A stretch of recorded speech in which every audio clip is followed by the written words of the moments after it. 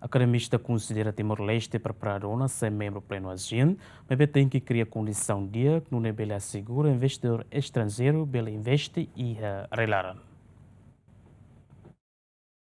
Falta de Lorombalo, Timor-Leste sem membro pleno da Organização Nações do Sudeste Asiático. Também, tuir academista, Rússia Universidade de Dili, Timor-Leste precisa criar condição na dia, não é fobia para investidor sira, onde há investimento, não mostra criar requisito específico, não é onde evita mais estrangeiro, mas há um mau serviço a Timor-Leste. O problema ainda aconteceu na Tinan hat lima liubao na e tá tendo que mercado de Timor dominação nos colegas sira os estrangeiros uma dominam e ao Hanoi kalau ba oi ni tene condição ni dane makana fatin sana então idane problema bot ida ba ita nia emasira beleza e hanen sa ditus di akliu na nação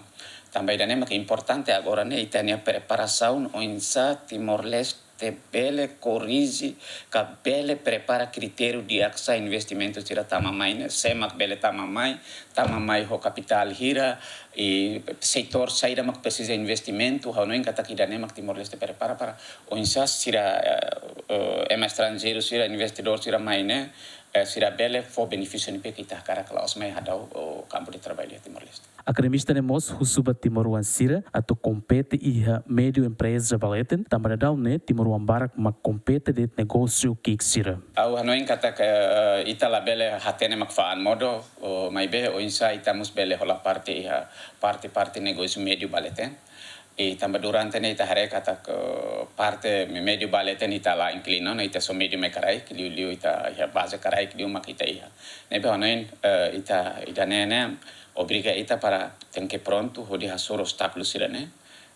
bele hola parte máximo ou não né ita la bele sai vítima hitania rairasi. A ASEAN se oficializa Timor-Leste no dar membro pleno da organização né e a Ronulu Resinen Fulane e assumir a ASEAN badala Hatulu Resinen deve se realiza e a Kuala Lumpur, Malásia. Matheus Romário, Simão Ximenes, GMN.